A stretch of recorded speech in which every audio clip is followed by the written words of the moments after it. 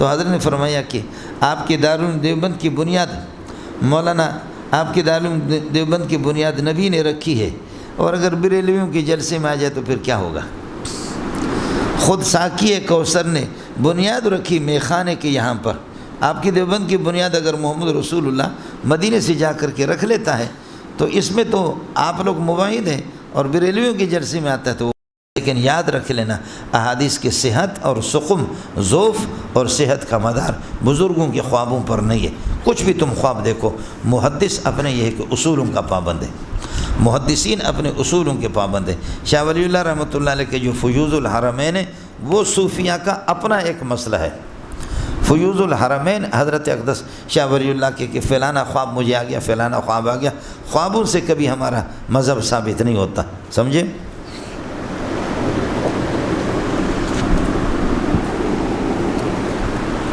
تائید کی ان کی حیثیت ہوتی ہے، بالکل تائید کی حیثیت ہے، ٹھیک ہے؟ آپ بات سمجھ رہے ہیں؟ باقی مسئلہ رہ گیا کہ اللہ آپ کا بھلا کرے۔ مدار شریعت خوابوں کو قرار دیا جائے، ایسا نہیں ہوگا۔ میں گیا تھا تو حضرت اقدس ہمارے شیخ عبدالکریم جس کا ترجمہ قرآن ہے سعودیہ سے چھپتا، بڑے عالم تھے، انہوں نے پڑھا تھا ہمارے بزرگوں سے، مولانا عبدالکریم بیر شریف سے، یا مدرسہ مظہر العلوم کھڈا میں انہوں نے پڑھا تھا، یہ پرانا مدرسہ تھا پاکستان بننے سے پہلے۔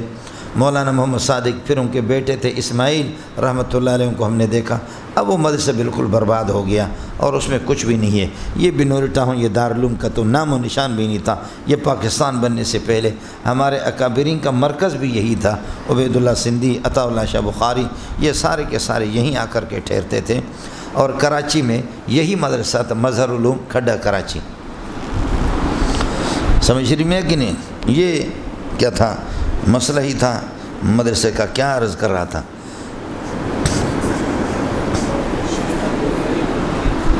شیخ عبدالکریم رحمۃ اللہ علیہ، جب میں ان کے ہاں گیا سعودیہ میں، اور اس نے میں خامسہ میں تھا، تو حضرت کی درخواست پہ جامعہ اسلامی مدینہ منورہ میں داخلہ بھی ملتا تھا، تو اس نے مولانا رحمۃ اللہ مرحوم جو دیوبند کے فاضل تھے مفتاح العلوم پنجگور کے، ان کو خط لکھا کہ اس بندے کو فوراً سعودیہ بھیج دو، یہ میرے علاقے کا یتیم لڑکا ہے، اس کو بھیج دو۔ لیکن میں نے اپنے اساتذہ سے مشورہ کیا تو انہوں نے کہا کہ آپ نہ جائیں، آدمی وہاں پر غیر مقلد بنے گا، لیکن میں آپ کو کہوں گا کہ آپ ضرور جاؤ۔ اگر آپ کا اپنا نظریہ، چونکہ سبق میں اگر آپ نہ سوئیں تو کوئی ماں کا لال آپ کو غیر مقلد بنا بھی نہیں سکتا، اور اگر آپ سو گئے ہیں، آپ محروم قسمت ہیں، تو پھر تو ایک الگ مسئلہ ہے، سمجھے؟ تو میرا جانا تو ہوا نہیں الحمدللہ، لیکن الحمدللہ نہیں، الیاذ باللہ مجھے جانا چاہیے تھا، سمجھے؟ ہر بندہ غیر مقلد نہیں بنتا۔ افغانی اور ہمارے کچے ایمان کے یہ کہ بلوچ، وہ غیر مقلد بنتے ہیں افغانیوں میں، اور ان میں دیر نہیں لگتی غیر مقلد بننے میں، وہ اور اسی طرح ہمارے بلوچ حضرات اور پٹھان حضرات بھی۔ لیکن اللہ کے فضل و کرم سے ہمارے شاگرد یہاں سے گئے، لوہے کے چنے چبوا دیے ان کے اساتذہ کو بھی۔ شیخ صاحب کے ہاں میں جب فراغت کے بعد گیا، بہرحال میں نہیں گیا تو فراغت کے بعد گیا، تو حضرت نے فرمایا کہ آپ کے دارالعلوم دیوبند کی بنیاد مولانا آپ کے دارالعلوم دیوبند کی بنیاد نبی نے رکھی ہے، اور اگر بریلویوں کے جلسے میں آ جائے تو پھر کیا ہوگا؟ خود ساقی کوثر نے بنیاد رکھی میخانے کے یہاں پر، آپ کی دیوبند کی بنیاد اگر محمد رسول اللہ مدینے سے جا کر کے رکھ لیتا ہے تو اس میں تو آپ لوگ مواحد ہیں، اور بریلویوں کے جلسے میں آتا ہے تو وہ مشرک ہے۔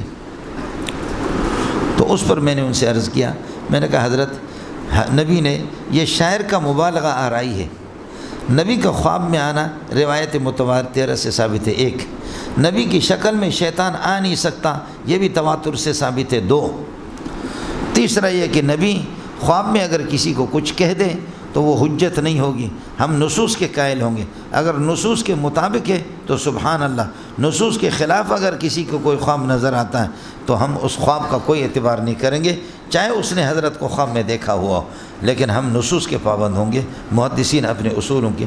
یہ شاعر نے مبالغہ آرائی سے کام لکھا، مولا نے صرف حاجی عابد نے ان حضرات نے خواب میں دیکھا، اور پھر یہ کہ کسی فرشتے نے یا کسی جن نے لکیر وہاں کھینچی تھی، باقی شاعر کا کہنا کہ نبی خود آ گئے، خود ساقی کوثر نے اس کی بنیاد، ہم اس کے قائل نہیں ہیں، یہ شاعر کی مبالغہ آرائی ہے۔ کافی چیزیں آپ نے مجھ سے پوچھا کہ لا الہ الا اشرف علی رسول اللہ کیا ہے، یہ جو مرید دیکھتے ہیں. میں نے کہا لا الہ الا اشرفی رسول اللہ یہ خواب ہے، خواب ہے. اور حضرت تھانوی کو جب کسی نے بتا دیا، حضرت نے فرمایا کہ نہ آپ میرے یہ کہ امتی ہے، نہ میں نبی ہوں نہ میں رسول ہوں، یہ صرف آپ کی عقیدت ہے. عقیدت کا اظہار کیا گیا. خواب ہے، خواب کا ظاہری معنی مراد ہوتا بھی نہیں ہے. اس قسم کی حدیثوں میں اگر میں آپ کو گنوا دوں تو بہت سے خواب ہیں. بہرحال بہت سے اعتراضات کرتے رہے، میں نے ان کو جواب دیے. جواب دینے کے بعد فرمانے لگے کہ مولوی منظور میرا ذہن الحمدللہ صاف ہو گیا، چونکہ میں نے پڑھا بھی علماء دیوبند سے ہے. میں اپنے اکابرین سے اتنا متنفر تو نہیں ہوں، لیکن یہ ہے کہ کچھ چیزیں اس قسم کی تھی. تو میں نے کہا یہ شاعر لکھنے والے لکھتے ہیں. حضرت اقدس حکیم الاسلام قاری محمد طیب رحمۃ اللہ علیہ نے لکھا ہے کہ سوانح نگار ان حضرات نے بہت مبالغہ آرائی بھی کی ہے. یہاں بہرحال ایک خواب میں نے آپ کو بتا دیا. آپ اس قسم کے خواب بیان کریں گے، پنجپیری اگر آپ کو جوتے مارتے تو پھر تو ٹھیک کرتے، یا غیر مقلد آپ کے بات. اس لیے خوابوں کو اپنے پاس رکھو.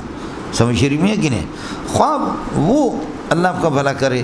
یعنی آپ مجھے یہ بتاؤ، دیکھیں نا آپ 550 آدمی یہاں بیٹھے ہوئے، آپ قسم اٹھاؤ کہ لا الہ الا محمد رسول اللہ. ہمارے بزرگوں نے نبی کو خواب میں زیادہ دیکھا ہے یا ابو بکر عمر نے دیکھا؟ ابو بکر عمر نے دیکھا تو دکھاؤ کہاں ہے؟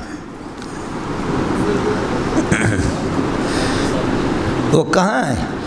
اس لیے کہ کتابیں اسد الغابہ بھی ہے، الاصابہ فی معرفت صحابہ بھی ہے، طبقات صحابہ کی اس پر مستقل کتابیں تفصیلی سوائے چند واقعات کے.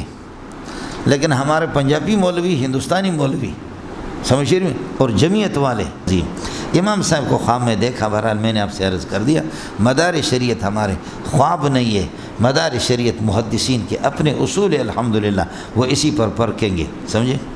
اور کسی کی بزرگی کو بھی نہیں دیکھتے. عبد الکریم بن ابی المخارق آپ نے دیکھا، بڑا بزرگ تھا.